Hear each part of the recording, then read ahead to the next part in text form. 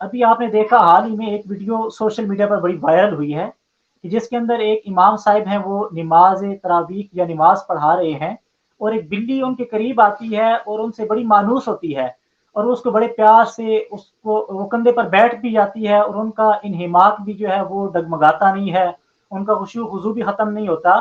तो वो एक छोटी सी बिल्ली के ज़रिए अल्लाह तबारक व तआला ने इन यहूद व हनूद की अरबों मिलियंस डॉलर्स की इन्वेस्टमेंट पर पानी फेर दिया है।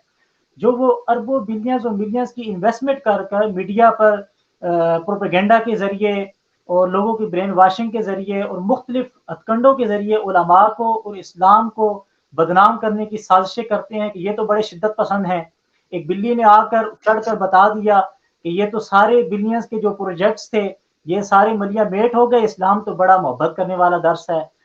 देता है, इस्लाम तो बड़ा अमन का दर्स देने वाला दीन है। वो तो एक नमाज के अंदर बिल्ली भी आ जाती है, उसके साथ भी कितने प्यार और मोहब्बत के साथ पेश आ रहा है। तो वो इस्लाम या इस्लाम का जो रिप्रेजेंट ये जो उसका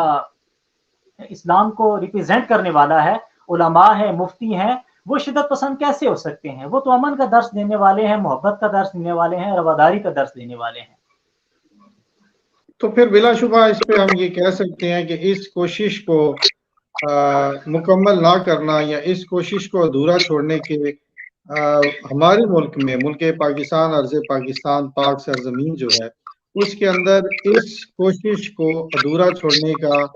वाहिद जिम्मेदार हम सियासी हुक्मरानों और सियासी जमातों को ठहरा सकते हैं जिन्होंने आज तक 70 साल हो गए हैं अवाम को गली नाली पुली टूटी और आटे की लाइन से जाहिर नहीं किया। आज भी 70 साल गुजरने के बाद भी